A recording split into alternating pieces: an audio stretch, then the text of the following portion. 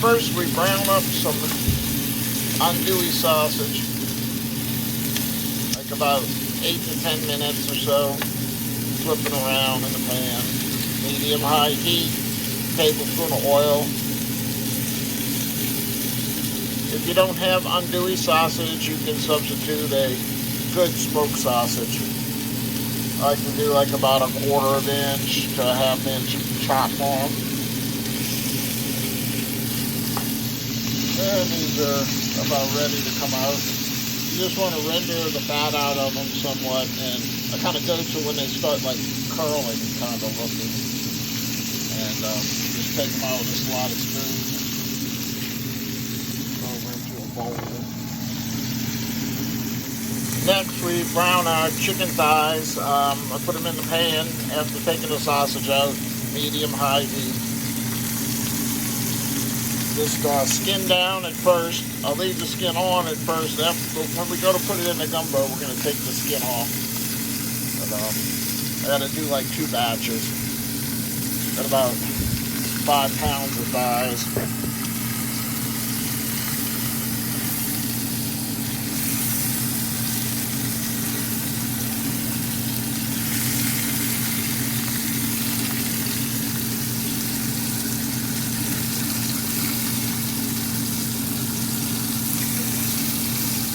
Want to render some of that fat down out of the skin. Also, after it cooks a little bit, it makes it easier to pull off. But you want to do these about 8 minutes or so. Now back in the same pan, we're going to make our roux after we took the chicken out. 1/2 cup oil, 1/2 cup flour. And then you want to continue to stir. I'll put the camera down here. And you just keep stirring. Actually lowered the heat a little bit to a medium. But all those pieces of chicken skin, and chicken fat that's in there, and bits of sausage, and all that flavor's going into my roux. I know it looks ugly, but it comes out tasting great. But you keep stirring for about 20 minutes until it turns the color of like a Hershey chocolate bar. Alright, and you can tell it starts developing an aroma of like a fresh nutty flavor, and you can see it's a nice chocolatey brown color, kind of like a Hershey bar. But the trick is to just keep stirring because you don't want to burn it. Then right into our roux, we're going to dump our water-based vegetables. There's 2 cups of onion, 1 cup of diced bell pepper, and 1 cup of celery. And just stir and mix all this up. And add a little bit of salt. And stir for a good 3 to 4 minutes. And then we're going to go into our gumbo pot with it.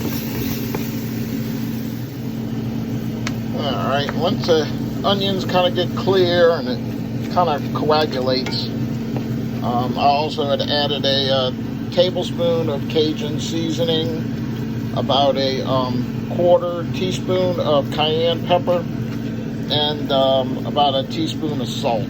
And we're going to put this into our bigger pot here that's sitting, and we're going to start making our gumbo in there. And then we transfer it to our Dutch oven and back over medium-high heat. We'll let it come up to temperature here, and then I'm going to start adding stock. I have some turkey stock that I made yesterday right here. And what I'll do is add, get any of that fat. I'm going to skim this fat off first. Hang on. Alright, we take about a cup at a time. That's what I like to do.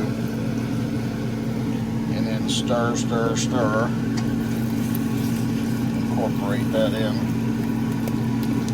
What you want to try and do is to make it nice and smooth. I'll take another cupful.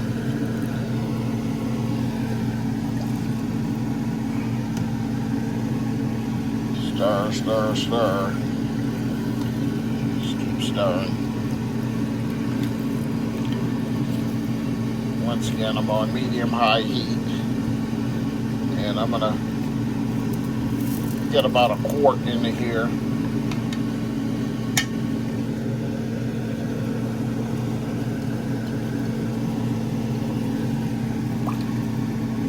I made this turkey stock from a turkey carcass yesterday, but let me get the rest of this incorporated and then we'll come back. Alright, I got about a half a gallon of the stock in here. Leave about a half full pot so that I can put the chicken and sausage in without it, overflowing. Also going to add my spices now. I have a little spice ball with some fresh thyme, some oregano, and a couple of bay leaves. Make a little bundle so that it's easy to remove, so you don't have to go searching for the bay leaves and stuff when it's done.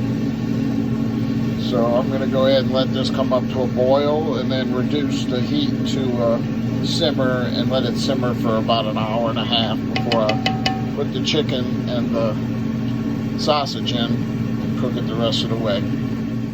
Alright, it's been going about a half an hour so far. I've been stirring it every 15 minutes or so, and I got about half the pot full of the liquid chicken turkey stock. Got it poured in. I'm gonna go ahead and add the sausage back.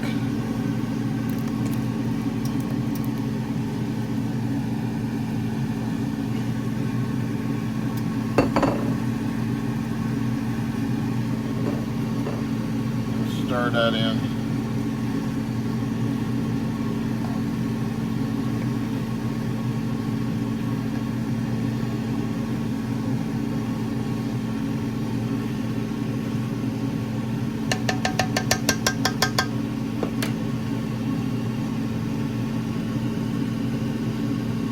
And let that simmer for about a half an hour, and then I'm going to go put the chicken breast back in, and then fill it up with some more stock to make sure it's covered.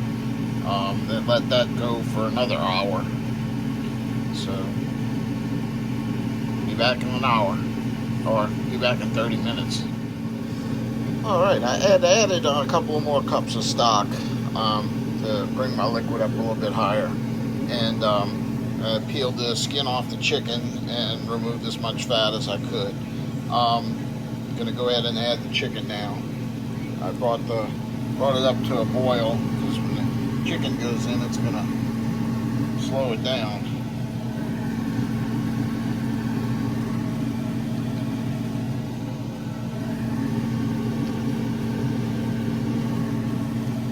And I had my chicken in the refrigerator after I let it cool down. You don't want it to get any bacteria. Also, I've been taking all the chicken precautions. Everything that touches the chicken gets washed with antibacterial solution, either a bleach solution or antibacterial soap. And the counters get wiped down, and I wear gloves when I'm dealing with chicken or utensils. I had got these chicken thighs. I had a bag of leg quarters, and thighs and legs for $7 at the store yesterday. What a deal, huh? I'm gonna go ahead and get all of these in there.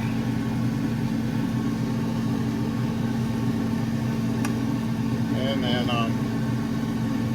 this is gonna roll.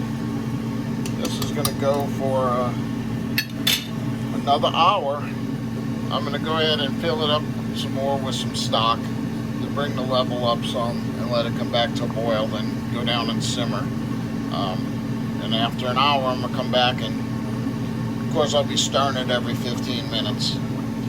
And after about an hour, I'll come back and do a taste and adjust my flavors and pull the thighs out and debone them and chop up the chicken and put it all back in. And in about a half an hour from there, it should be all ready. So see y'all in a little while. All right, it's been an hour, and I have the fire off. And what I'm doing now is removing the bones from the thighs. Use this tongs and a knife and cut the bones out and throw them away, and then make the meat into bite-sized chunks, and then I'm gonna put the meat back in there after I skim the fat off. And when I'm done with all of that, I'll come back. All right, so I got all of this chicken deboned, and I skimmed off any of the grease as the grease that was on top. So we're gonna go back in with this chicken.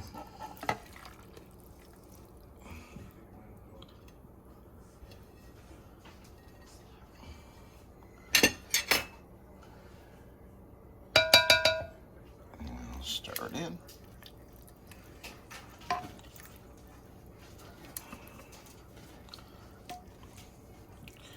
And that's looking good.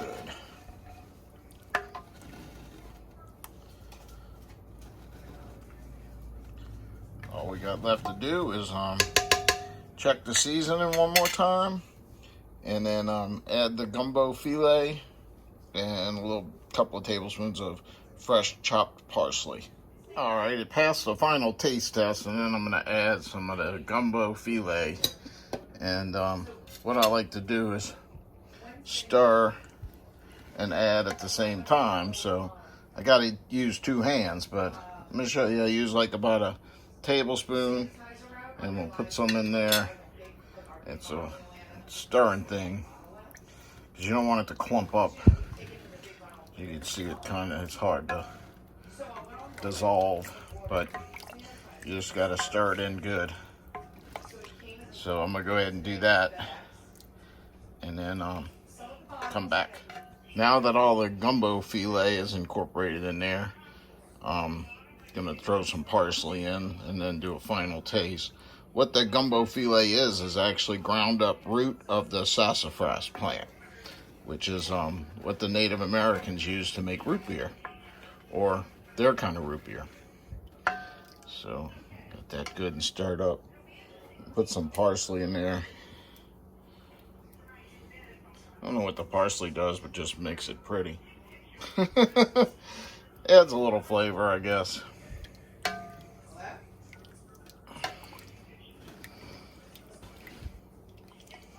Stir it all in.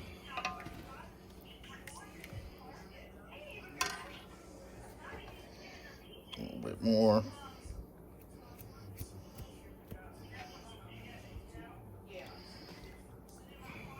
Stir it up real good.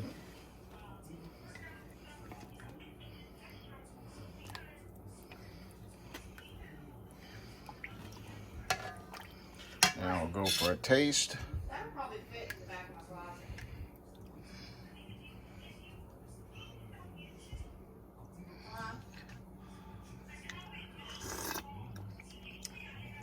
Oh yeah, it's perfect. Delicious. Now I'll just make some rice. Ooh, that's spicy. Make some rice and serve it in a bowl with some rice. That's how you make gumbo. Now that's a mighty fine, good gumbo.